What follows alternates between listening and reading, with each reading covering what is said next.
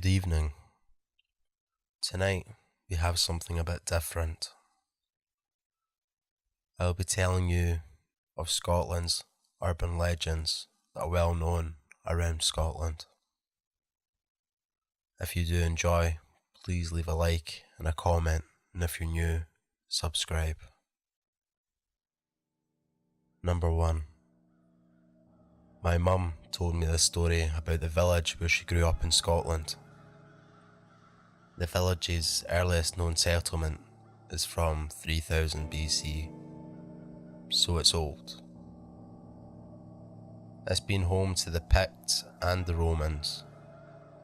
Nowadays, there is a small woodland and the rest of the surrounding land is farmland. The woods used to be much larger. They are what survives of a large forest that almost completely surrounded the village. Legend says the forest was home to witches. When the forest was being cleared for expanding farmland, a lone witch came out to the forest to tell the villagers to stop. She said the trees would not forgive man for their destruction, and if the villagers did not heed her words, then all of their land would become infertile, and all of the women. Frightened, the villagers agreed but asked for a small part of the forest. A deal was made that this and only this land could be cleared. The witch also said that for every harvest or every crop grown there, 1 sack of produce must be taken to the edge of the forest and left. The practice was followed for hundreds of years until the villagers abruptly tore down much of the remaining forest to grow wheat and build a mill. Again, a strange woman came from the forest into the village and threatened the villagers. She said they had broken the promise and would suffer. This time, the villagers took the woman and hanged her. Her last words were that the price was now 3 sacks. The man who built the mill was scared, and after a first harvest, he took 3 sacks into the woods. Unlike his neighbours, his crops did not fall, and his wife became pregnant. Always he paid the woods their due, and before long he was the richest man in the village, and had 3 beautiful, healthy daughters. Unfortunately, the man grew greedy and thought he'd no longer pay his 3 sacks. The next morning, his youngest daughter went missing. The whole village came to help look for her, but the man asked that this men run the mill as normal so he didn't lose any money. There was soon a commotion at the mill. Some of the workers had fainted, others were crying, some were shouting.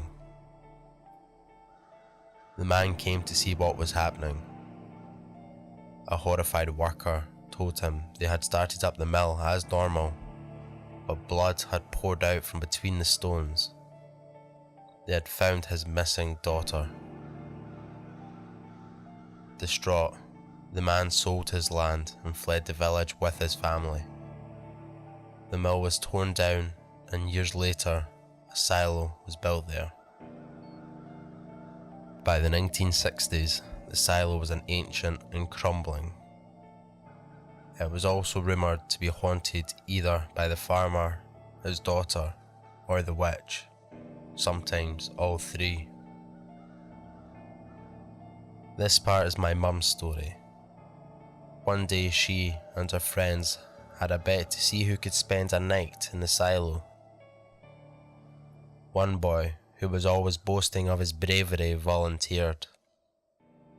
Between them, my mum and her friends conspired to keep this a secret from their parents by lying about camping in each other's gardens. That evening, the boy, John, climbed the silo loft, and Mum and her friend gave him a bag of food, a blanket, and a torch. They told him they'd be back in the morning. but were actually planning on coming back later to frighten him. They had waited a few hours and snuck back into the silo, and alarmingly, they could hear John sobbing and crying for help. They found him quite away from the silo, pulling himself along on his stomach. John had jumped out of the silo loft and broken his ankle. He was carried back to his parents' house and taken to hospital. After the inevitable week of punishment, my mum was allowed to visit John. She said he still looked as terrified then as he had that night. She asked him what happened. He said he told his parents and the doctors that he fell, but the truth was, he saw something. Not long after he was left on his own, he could hear something shuffling around in the loft. He used the torch to see, but there was only an empty grain bag. He tried to ignore the noise, but finally it sounded like it was moving toward him. When he shone his torch on the grain bag, he saw that they were crawling,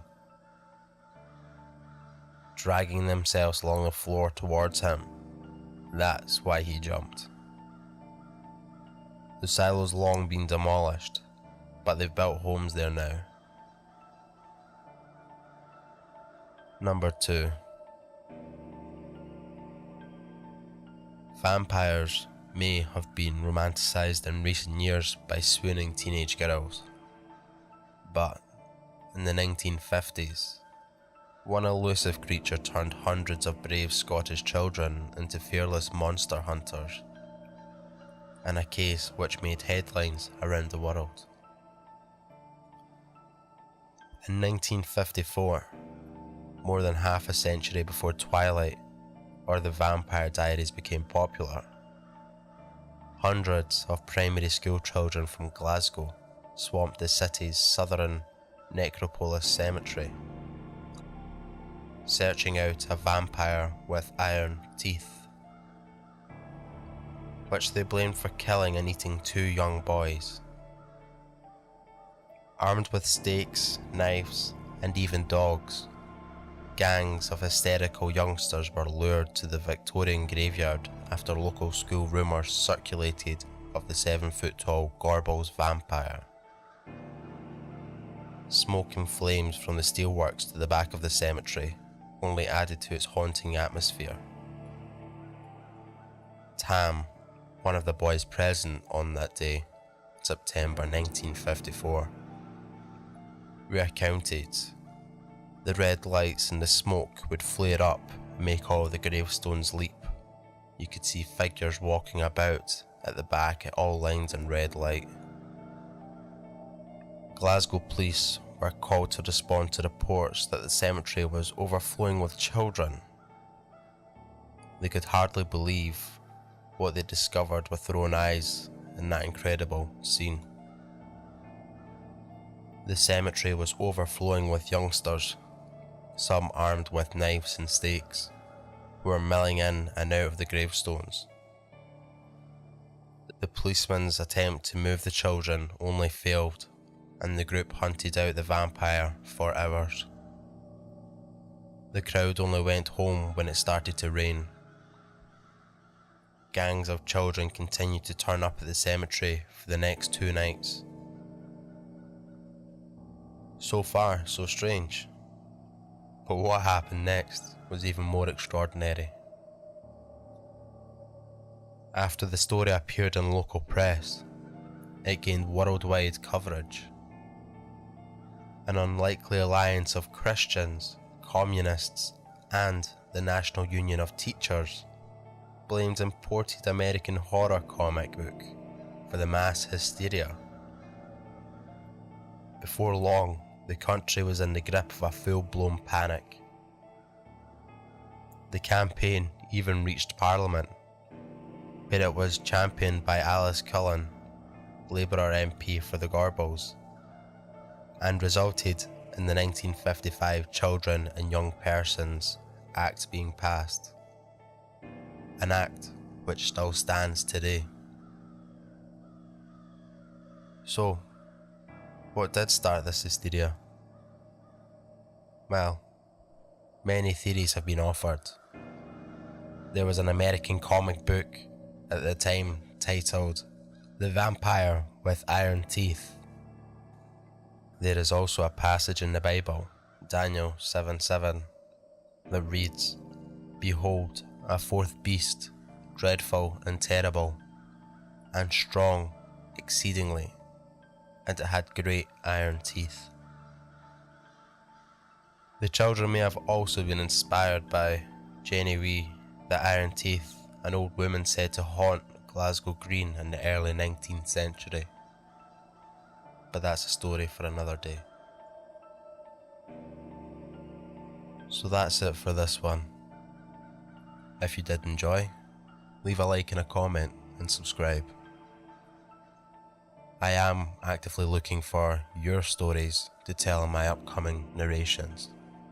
So if you do have any stories you would like to share, please go into the description and find my subreddit, which will be linked, and you can submit your story there. Thank you.